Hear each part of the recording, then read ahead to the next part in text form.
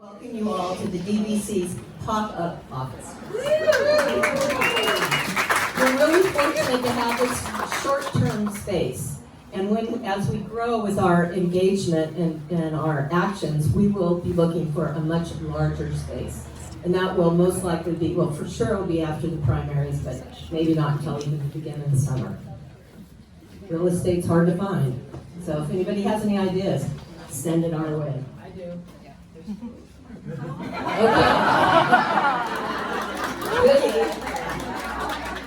So even though this is a pop-up space, let's use it maximally. Let's have actions here Monday to Sunday from the morning to night. And you can go to the calendar and you can see what's already happening. We really have a lot going on already. It's amazing to see so many people. We had overflow numbers for the RSVPs. And what that says to me is that we are all fired up and ready to kick some Republicans. All in the hopes of saving our democracy, which is at risk. So, as our no drama Obama always said, we're fired up and ready to go. I've changed that a little bit and just said fire up and ready to win. Because without winning, what do we have? Now, many of you have spent long volunteer hours at the DVC. But for those of you unfamiliar with the center's objectives, let me say this. The Democratic Volunteer Center is a one-stop volunteer headquarters with the mission to elect Democrats at all levels, local, state, and national. The DVC provides the space, the infrastructure to serve as the hub for activism and engagement in democratic process. So I want to thank you all for coming. Thank you for your enthusiasm. Thank you for your activism. And please stay engaged, get engaged, and come here and work out. With all of that said, let's welcome some of our elected officials and thank them for their support and all the hard work they do on our behalf. We have Kavita Tonka, the City Council of Los Angeles Hills. Ray Mueller, City Council of Menlo Park. And Anna Eshoo,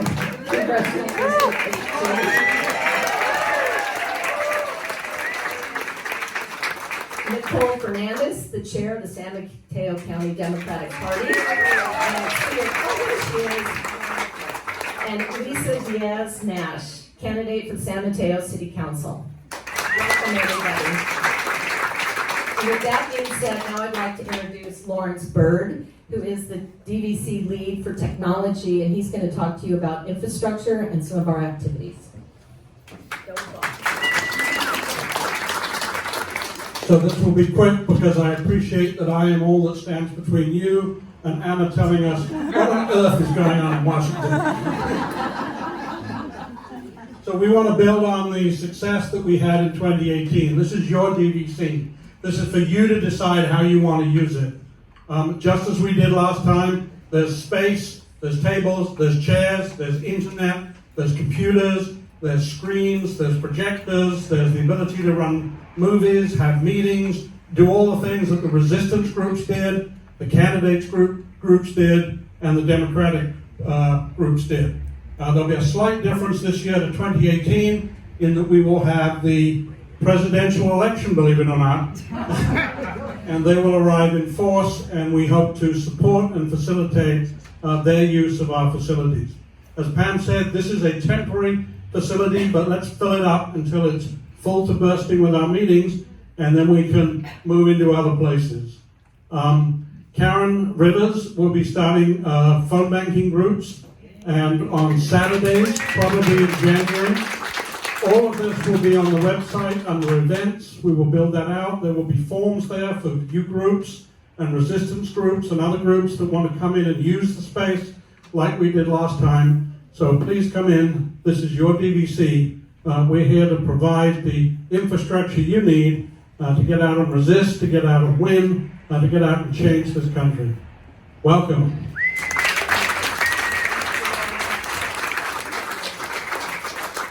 And with that, I'd like to introduce Eshoo, who needs no introductions in this part of the world.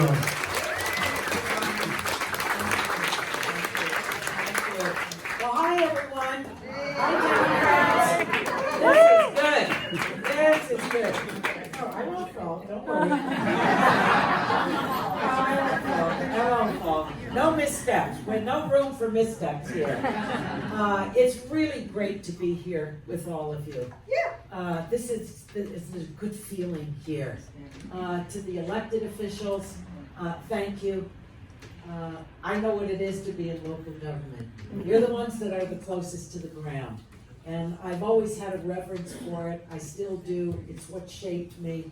And I honor your work. To Pam, who chairs the board of the DVC, and to all of the board members, thank you. Thank you for kicking this off and finding a space in the very beginning of the new year. I am thinking about Eitan, and I think all of you are. And this what he's watching, and he's pleased because we're standing on his shoulders. And I think that he had confidence. I know that he had confidence that his work and his leadership and what the DVC accomplished in 2018 would continue on. So, Eitan? Remember,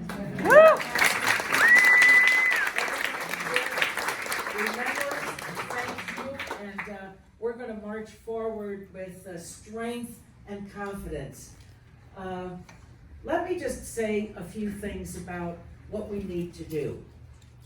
You already know this, but I think that it's important as we start out the new year, 2020, that we know, regardless of what anyone's age is here, and it spans from very young to a little older. How's that? All right, I include myself in that.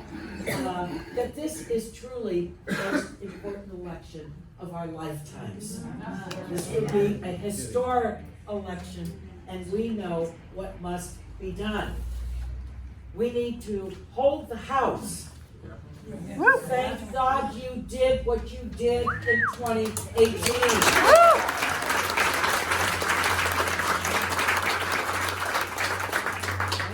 We have Nancy Pelosi as the Speaker.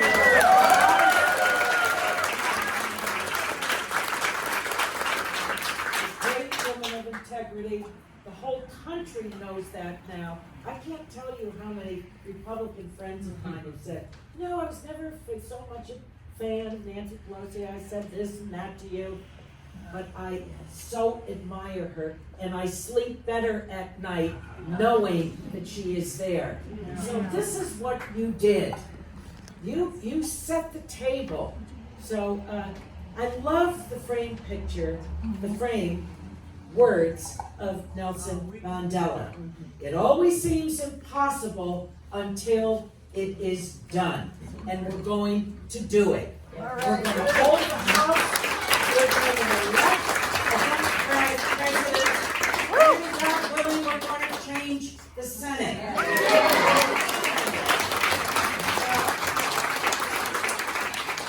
We all have talked with each other. You have certainly chided me, given me advice to take back to the Democratic caucus. What's our message? What's our message? I think the Democratic message is, hi Patrick, how are you? Patrick from the Community College Board, Foothill De Anza, the newest leader there. He's fabulous. He really is. You already know that, but it's worth saying. Again, I love him and his mission, his work. So I think the message is Democrats produce. Democrats get it done. Now, I brought something for all of you. Where are the cards? Who's going to? They're in the front. They're in the front? Yep. Everyone take this card with you, okay? I'm not going to read it because there's so much on it. This is directly from the Democratic caucus, okay? We have passed more than 400 bills. More than 400. Everything is here. okay? So I want you all to take it. If you need more, we'll make more copies of this, all right? But these are your talking points. These are your talking points when it comes to the House. Now, let me just say a few things about, just a few words about what's taking place. The president is broken from inside. I don't know who raised him, how he was raised, why he isn't. No, it's very serious. Very serious. It's as serious as it gets. But the way he is, as sick as he is, that's why he is so dangerous. And we see the decision that he took. The question should not be whether this act was justified. It's whether it was wise. Two presidents, Republican president, hi Shelley Mazer, candidate for the state senate. What district is it? 13? 13. Oh, I never realized they used 13. Yeah, and vice mayor. I know. I didn't get to finish. I'm such a man. I should have never doubted you. And so, whether it was wise, two presidents, George W. Bush, Barack Obama, had this very issue before them. Each one decided that the risks of escalation and what would come out of escalation outweighed any kind of benefit. So, that's why we need a Democratic president. That's why we need a Democratic president. Revenge is not a policy. And there are consequences. And with escalation comes miscalculation. So we go back on Tuesday, and God willing, we will have a briefing that the Congress will finally be briefed at the insistence of the Speaker standing up to the administration. And what the President put out is all classified, so it cannot be shared with the American people. You and people across the country deserve to know whether there was actionable intelligence. I mean, these people lie. It is their, it's just every day, all day long. So my anxiety is, because he doesn't tell the truth, where is the truth? We have to see firsthand and hear firsthand from the intelligence community, from the administration, what they based this action on. They claim that they were making the American people safer. And yet the president just tweeted that if there's any reaction to the action that he took by the Iranians, that he will begin to take out cultural sites, which is a war crime. So this is as serious as it gets. But you know all the other reasons. Our environment, our collective future, the children of this country. Everything that is precious to all of us is at stake. It's all of it. I don't have to go through one list after another with you. I know that through the DVC, that the hard work, and it is hard work, because time is the most precious thing that God gives us. And people filled that DVC center, the Democratic Volunteer Center, for the midterms, and look at the overwhelming, resounding victory.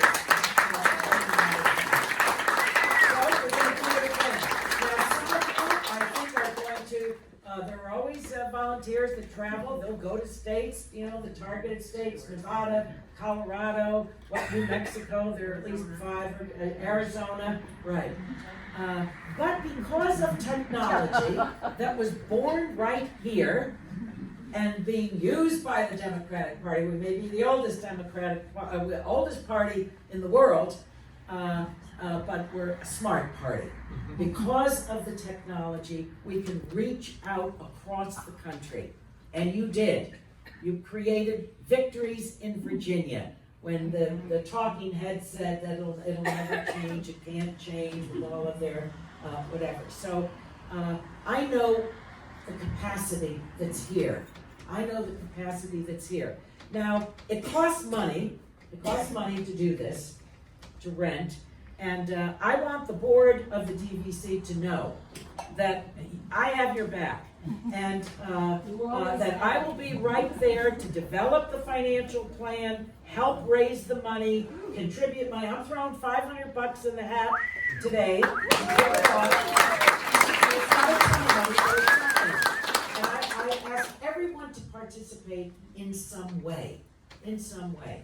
It can be $1, but that comes from your heart, and that dollar represents something. So everyone has the capacity to do something. So there's a lot of hard work ahead. Can it be done? Of course it can. And it must. It must be done. It must be done. I don't want to hear from anyone anymore, anything about how many people support this madman. And I don't want you to be distracted by that. We don't attack anyone's supporters. What we do is to go out and to bring people in. That's why the DVC is so marvelous. This is not just the Democratic Party and club members from Santa Clara Grande, all of the new organizations in to be under the same roof. So whether it's Swing Left or Sister District or Indivisible, it's all part of the same family. And that's going to take place this year as well. Someone came in the back door. It wasn't here when we came in the front door. County Supervisor Joe Simidian, my friend.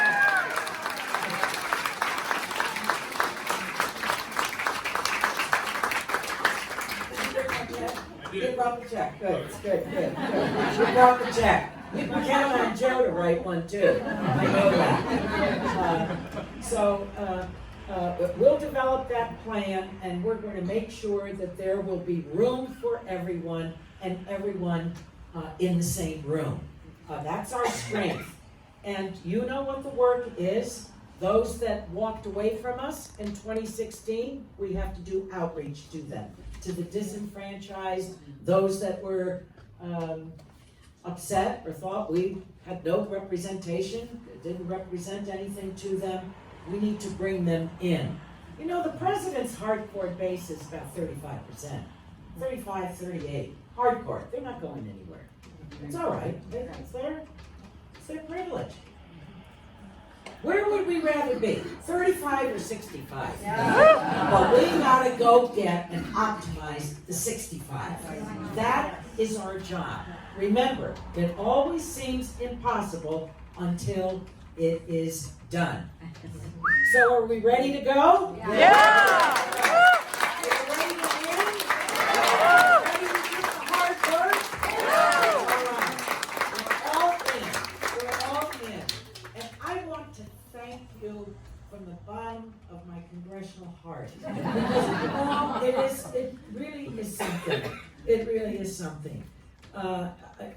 If you can just allow your mind to wander for 30 seconds or 15 seconds, imagine if the change had not been made and they were in charge of the House of Representatives. Let me say something about impeachment too, all right? A lot of people are asking, calling the office, writing. I think that the Speaker holds the cards right now. What we don't know is what the shelf life of it is. Now we have, I think that diversion has something to do with what's going on. And, but we have to be on it because this is deadly serious, what this man has gone off and done.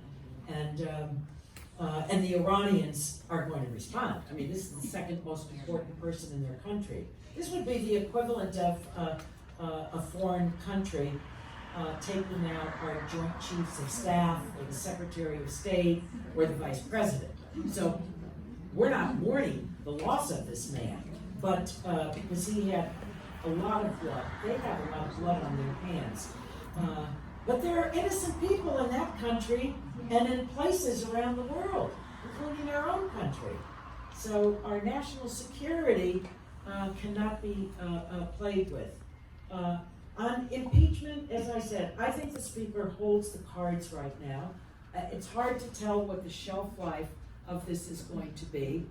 But I also think that Mitch McConnell, who is a very good but he is a wily man. He's a wily man, and he is a superb inside player. And so when he spoke and said, I'm working with the White House, with the president's lawyers, with the president, I am biased, and we'll see what happens with the trial. Well, that did not go down well with the American people. People are smart. They're decent. We don't have monkey trials in our country. And I think he made a big mistake. He crossed a big line. And he can't call those words back. I mean, he said them, they're played over and over again. You see what it is in the polls. So I think he made a huge strategic error when he did that. And I think that strengthens the Speaker's hand. Because he got caught with his hand in the cookie jar in front of the whole country. So, now, do we know what is going to happen as a result of impeachment? You know, the simple answer is, we don't know. We really don't know. But it had to be done. It had to be done. It had to be done. And, in this madman's obituary, the first line of the second paragraph will be that he was impeached by the House of Representatives. So, they'll work it out, but something will be worked out. But the wisdom of the Speaker is evident, see? And that would not be the case unless you had done what you did in 2018. You have to keep reminding yourself. Yeah, I've said it 27 times already, like a broken record. But there's nothing like success. There's nothing like winning. And success breeds success. So with all of our hearts and souls poured into this place and the much larger one to come, our work is going to change the country for the better. It's going to change the country for the better. And no one will have any regrets. You can tell your children, you can tell your children's children that in 2020 that we saved our democracy. Yes. All right. Let's go. All right? I love all of you.